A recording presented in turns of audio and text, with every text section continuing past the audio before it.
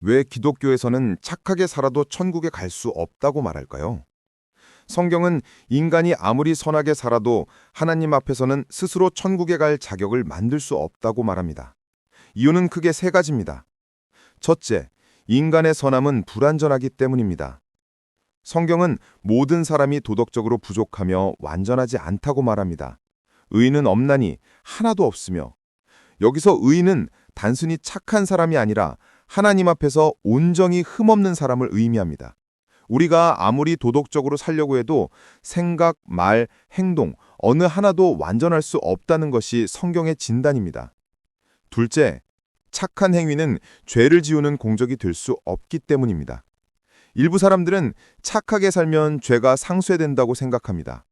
하지만 성경은 행위가 죄를 덮는 기능을 하지는 않는다고 분명히 선언합니다.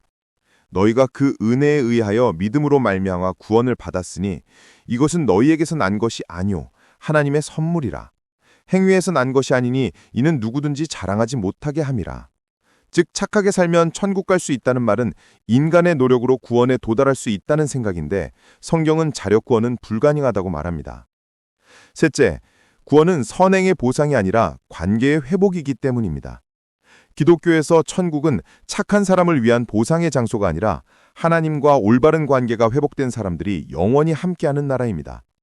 성경은 우리와 하나님 사이를 가로막는 가장 큰 문제를 죄라고 설명하며, 이 죄는 착한 행위로 해결되지 않습니다. 그래서 하나님이 주신 해결책은 바로 예수 그리스도입니다. 내가 곧 길이요 진리요 생명이니 나로 말미암지 않고는 아버지께로 올 자가 없느니라. 여기서 중요한 포인트는 천국은 선행 점수제를 통해 들어가는 곳이 아니라 예수 그리스도를 통해 하나님과 화해한 사람들이 들어가는 곳이라는 점입니다. 그렇다면 선행은 아무 의미가 없을까요?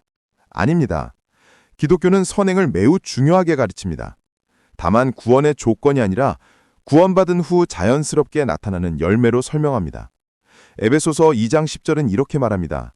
우리는 선한 일을 위하여 지으심을 받은 자니, 즉 믿음으로 구원받은 사람은 자연스럽게 선한 삶을 살게 됩니다. 선행은 구원의 원인이 아니라 바로 결과입니다.